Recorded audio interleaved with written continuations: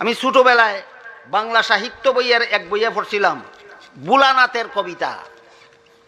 বুলানাথ লিখেছিল ৩-৪-৯০, গণিতের মার্কায় কেটে গেল সর্বই, ৩-৪-১২ হয় মাস্টার তারে কয়, লেখেছিনু ঢের বেশি এই তার গর্বই।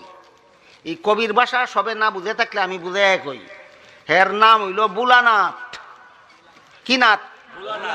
ইয়াত তাহার কারণে না বুল্লা লাভার কারণে? এ গেছে অঙ্ক পরীক্ষা দিত। কেটা গেছে অঙ্ক পরীক্ষা দিত? ইয়াত তাহে না বুল্লা যায়, এর কারণে তার নাম ওই বুলানাথ। অঙ্ক পরীক্ষার প্রশ্ন হয়েছে ৩ আর ৪ পূরণ করলে কত হয়? ৩ আর ৪ পূরণ করলে ডরমন্ডল কত হয়? ১২ হয়। হে লেখছে ৯০। কত লেখছে? পরীক্ষা পাইছে গুড়ার ডিম। কিসের ডিম?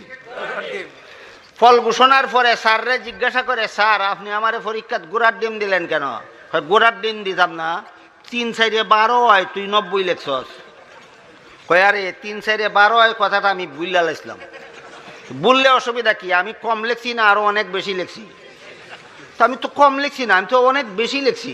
তাইলে তো উচিত নম্বর, বেশি নম্বর না দেন, উচিতটা দেন। ঠিক তেমনি ভাবে কোরআন হাদিসে আমাদের নবীর মর্যাদা যথাযথভাবে উল্লেখ আছে। এটা না জানলে লেখেছিনু ঢের বেশি এই তার গর্বই খালি কইব। কয় নবীর মর্যাদা কোরআন হাদিসে যাওই থাক। আমি অনেকটা কইছি।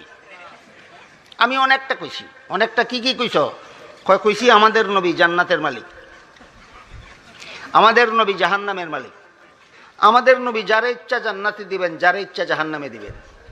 আল্লাহ যদি কোনো বান্দারে জাহান্নামে দিয়া দেন, তে নবী তারে উদ্ধার করে বেহেশতে নিয়ে যাবেন। কিন্তু নবী যদি কোনো উম্মতরে জাহান্নামে দেন, তাহলে আল্লাহ তারে উদ্ধার করতে পারবেন না। লেখেছিনু ঢের বেশি এই তার গর্বই। এবার বুঝছেন? লেখেছিনু ঢের বেশি এই তার গর্বই।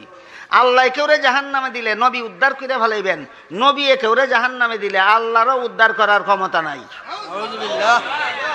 এইটা হইল নবীর মর্যাদার সহি ব্যাখ্যা না মন গড়া? এবার বলুন, নবীর মন গড়া মর্যাদায় আহলে সুন্নাতুল জামাত হয় না বহিষ্কার? দুই ফকির বলে ভিক্ষা করতে করতে গেছে যমুনা সেতুর পারে। আমি অনেকবার গেছি যমুনা সেতু পার হইয়া। আপনারা কেউ গিয়া থাকলে দেখতে পারবেন, না গিয়া থাকলে না দেখবেন। শুনছেন তো? কেউ